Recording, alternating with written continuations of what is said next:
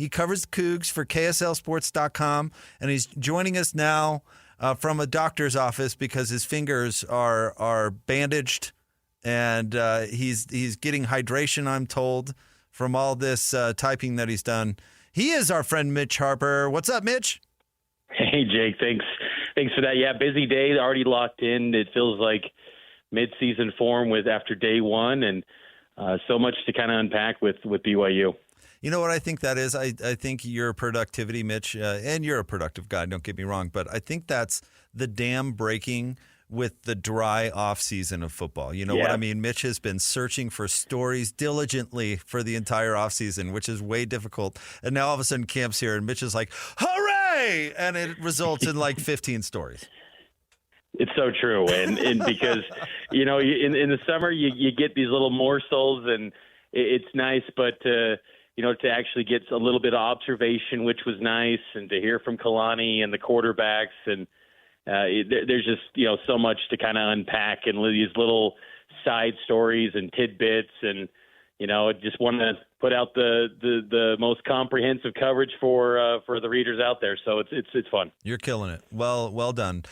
So out of all this stuff, what do you want to lead with, Mitch? I feel like what's number one story to you?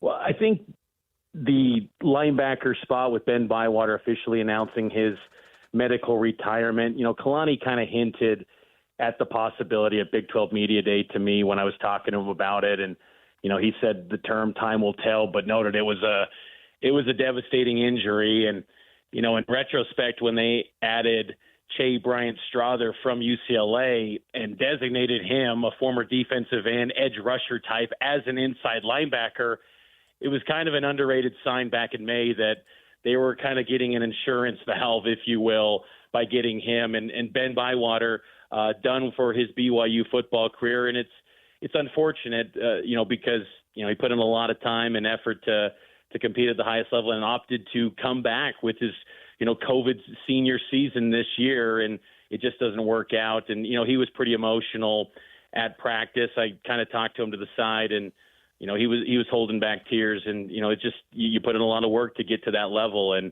then to have it taken away, it's really unfortunate. But the good news for BYU is that they do have options at that middle linebacker spot. I think they're going to be okay, but that was a bit of a letdown moment, or like emotional moment for BYU to see one of their players, top players, officially be done with college football. Oh man, because he is really good.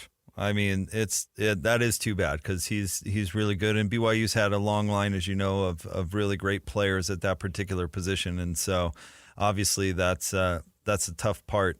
That's the tough part, and you're right. That probably was the biggest news yesterday from one shoulder to another, Mitch, and that was probably an inappropriate transition, but Gary Bohannon, he says he's good to go with his injured shoulder that's bothered him for the past couple of years. That was noteworthy, and the first media observation snaps that we saw with the split team portion of practice, Gary Bohannon was with the first team offense, and that doesn't necessarily mean that he's the starter later this month when they take on Southern Illinois in 30 days, but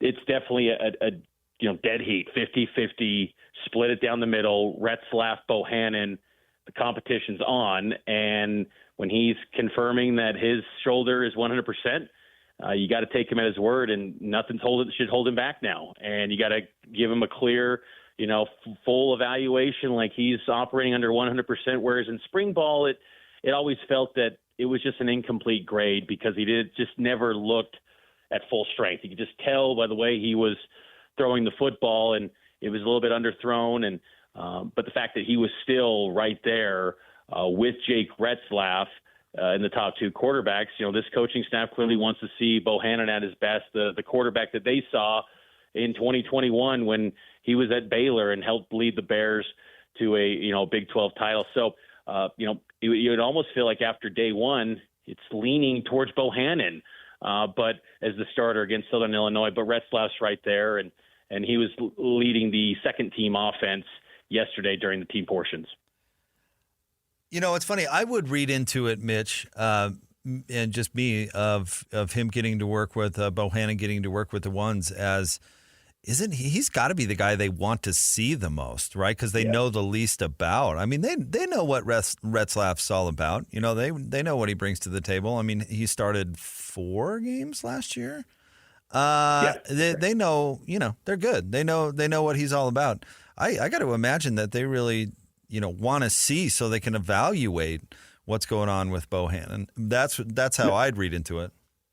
No question, and I think it's a fair assessment. And you know, Bohannon was someone that Aaron Roderick has really liked for a couple of years since that Baylor game in 2021 that I referenced. I mean, they wanted him in the 2022 transfer portal cycle, but Bohannon wasn't interested in that because Jaron Hall was in the program and he wanted to be a starter, and he went to USF and that didn't work out, and now he works his way back to BYU. And you know, Bohannon has really embraced BYU. It's, you know, in the summertime, he you know, talked to him and he said, asked him about, you know, the BYU experience, if there's anything that's maybe caught him off guard, and he feels that, you know, the stereotypes of BYU on the outside just aren't true. Like, he's really leading into, you know, the environment at BYU. The coaches are high on his leadership, and you know, that's been a kind of a common trait of all the coaches he's worked with. Dave Aranda, Jeff Scott when he was at USF, and Alex Golish last year at USF. Like, they've all just given high praise to his character, and you know, he's been a value add to the locker room at BYU, which is, you know, helped in kind of shaping that culture that Kalani always talks about in his locker room. But he's got to produce, and you know, both these quarterbacks are in a spot where, you know, at the ceiling, you're probably saying 6 or 7 wins at best.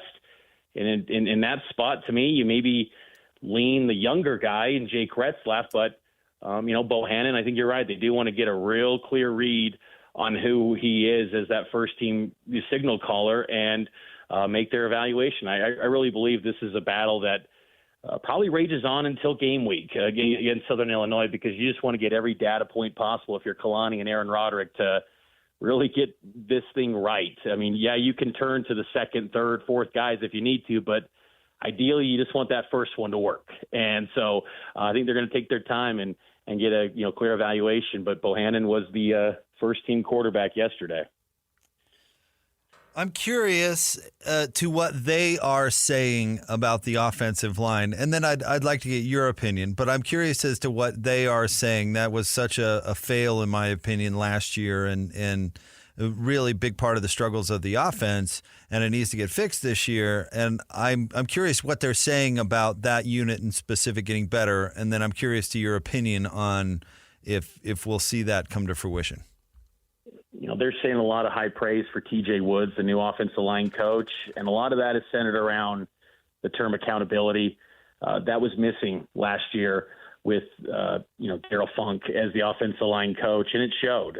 BYU played poorly on the offensive line, and last year's group was far more talented than this one, but the chemistry, the coaching might be a little bit better with this group. Now, I think the starting 5 is solid. I think your best offensive lineman is Waylon Lopuaho in the interior at left guard.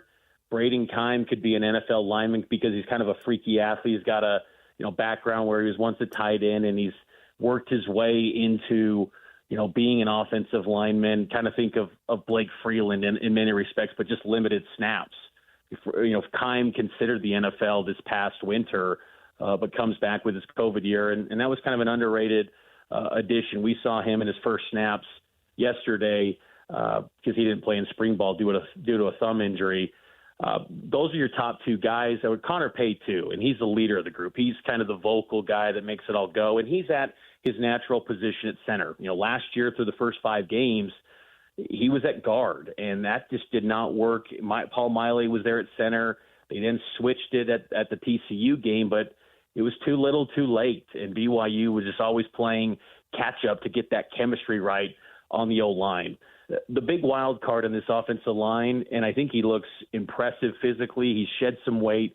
He looks like he's in the best shape of his career, is Caleb Etienne. Last year, he struggled mightily, and to the point where you could kind of point a lot of the issues with ATM because they expected so much from him to step in and be a star at right tackle. That never materialized last year. I think this year he's going to be a lot better. He could be a guy that, plays left tackle. He could play guard. He could do a lot of different things on that O-line, but he's the key piece. If BYU is going to be a productive offensive line, Etienne's got to be the star that he's shown signs of. I mean, he started 13 games at Oklahoma State 2 years ago. He's got to be that guy again at BYU, and we'll see. But they got to figure out who's going to be the starting right guard.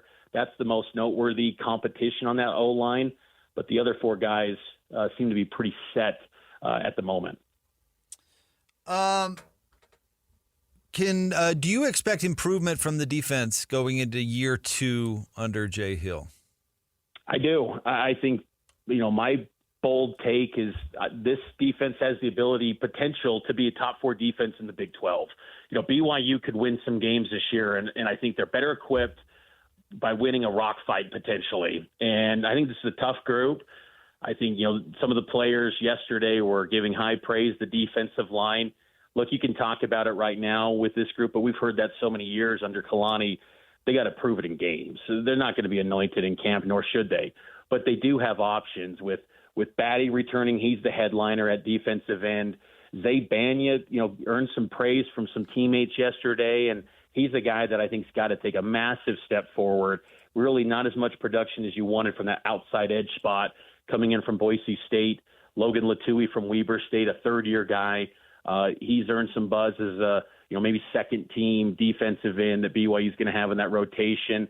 The interior of the defensive line is much better, and I think they've got the potential to generate a pass rush from the interior with John Nelson, Blake Mangelson, David Latu, Luke Tuomalatai, who had a sack yesterday on McKay Hillstead, at least whistled down a sack. That's going to be a pretty good group, I believe. They got to stay healthy. The depth's still a little thin. So again, health is of the utmost importance for that group. But I like the options, and I still like the options at linebacker even without Bywater. Jack Kelly should be one of the stars, I think, of this team. Honestly, I mean, he had 11 sacks a season ago at Weber State. He's got all the potential in the world. He's already a first-team linebacker for BYU. He's going to be one of the key cogs in Jay Hill's defense, and he already knows what this defense is and what to expect out of a Jay Hill defense. So I like this D. I just think that they've got to stay healthy. That's going to be critical because the top end of it's a pretty good group. 12 different uniform combinations, Mitch. I mean, heaven forbid they repeat something. Is this out of hand yet? I personally, as someone who likes the content game, I'm okay with it because more content is just better. I enjoy that. I think it's fun. I don't ever like the comment of that it's going to be an advantage in recruiting. That was just a myth. I mean, yes, it's nice to have good gear and whatnot, but to say you're going to have 40 different combos means you're going to get recruits. No, that's not the case. But I think it's just fun. I think it's just kind of like a fun thing that the players they're the ones that pick the combos for every game, so they like it. And it's Kalani. It's kind of like a little glimpse into just Kalani. Truly makes it a player's program. Now he's going to be the leader of it all, and he's going to lay down the hammer when he needs to. But he really wants to, give these guys ownership of the program, and that can be a way that they can do that by letting them, pick the jerseys and have their flair and their accessories, whatever they want to kind of showcase their personality. Because in this day and age, you got to let these guys have their platform, let them highlight themselves, their brand, and showcase that. I think it's been fun at BYU at camp, last year and this year. Freshmen can talk from day one. Newcomers can talk. A couple of years ago, that was not a thing. That was something that got taken away. You probably remember when it was O'Neal Chambers said something as a freshman back in 2008. That's now no longer a thing. Freshmen can talk because they understand that, players, they want to get out there in front of the mic and talk if they want to and showcase themselves for, potentially NIL opportunities. And so Kalani really wants these guys to take ownership of it. And I think the uniforms are just a little glimpse into that. All right, here's my uniform hot take for you for BYU. And I usually lay off such subjects. But listen, it was dumb to abandon royal blue and go to navy blue. Deal with it. Yes. And ditch the navy blue for good. Why are we still messing with the navy blue at all? BYU's colors, it's royal blue, and it was a mistake to mess with it in the first place. And let's just move on from navy permanently.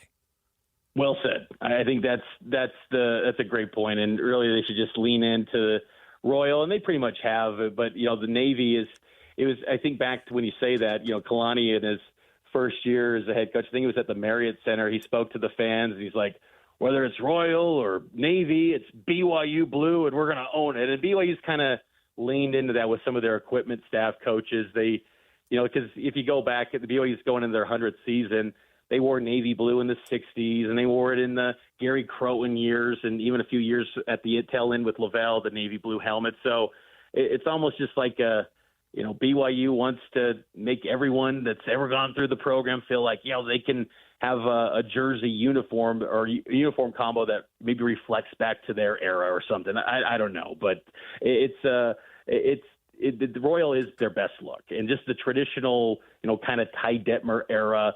You can't go wrong with that. That's the best uniform combos that BYU has, and I think they only wear that once on their 12 uniform combos. They'll wear it against Arizona, and they don't wear the traditional road combo, white jersey, royal blue pants, white helmet, royal blue face mask in any of the games this season on their 12 combos that they rolled out today. Vi Sikahema may have had one of the best lines I've ever heard, and this is going a long time ago. I was producing during the Gary Crowton era, and we had Vi on, and he said, "We take Utah State's colors, and then we started playing like them." It was amazing. That's great. It was that is an amazing quote. Oh man, it was so funny. He's funny. Vi's hilarious. He's awesome. But yeah, just let's go back to let's do it. Let's go back to the Royal. That sounds good. Give us a little tease of your coverage today, Mitch. What are you going down, and what are you going to be sniffing around about? So today, no access, unfortunately. But I will. Lame. Yeah. It's no longer the days of just every day getting to see it. So tomorrow we'll get access. Have a feature on Mark Collins, new Weber State transfer cornerback. I think he's got a chance to be the number one corner next to Jacob Robinson. So I'll work on that, and then working on also because Kevin Young and his basketball program just never sleeps. Working on some recruiting pieces as well, potentially on maybe an update on AJ DeBanza. Mitch says there's no access, but that just means he's going to be in a tall tree somewhere with his binoculars, making sure to bring the news first to KSLSports.com. PK was giving me a hard time yesterday at practice. He said, "You going on a safari or something with my binoculars?" I'm like, I got to get the close up view, PK. I got to see it because they keep us from a distance now, and then you got the wall of linemen blocking you, and it's like I got to zoom in and see that the binoculars, get the best glimpse I can. I've always said this: the coaches have way too high of an opinion of the media as far as their capability of knowing what they're looking at, if that makes any sense, that they think that there's somebody's going to mentally dissect the play and take it immediately to rival university and report on me. And it's like, no, we're just a bunch of bozos who are trying to see if you throw good. Did he throw good? But yeah. I'm not breaking all the splits, maybe someone like Hans gets in there, he's breaking it down like that. But yeah, I mean, we're, he picked up things over the years with the football nuances, but still, when you watch it live and at field level too, it's difficult. It always reminds me too when I'm at practice on field level, you just go, it's a tough view to kind of make those in-game adjustments if you're a head coach, just to see it from the field. I always love that just higher up view. Ideally, I like being on the balcony at the student-athlete building to watch practice because then you can get kind of the all-22 look. But it's tough on field level to really kind of hone in, what they ran exactly here. But I mean, you pick up some trends and you kind of see some tendencies a little bit. I get distracted because there's literally 200 people on the field, maybe more. And I always I think the backup punter is picking his nose over there. He's really going for it. I just, it's It's impossible to watch everything. But, Mitch, you do a great job, and we appreciate you. And thanks for coming on the show, buddy. I appreciate it. You bet, Jake. Take care.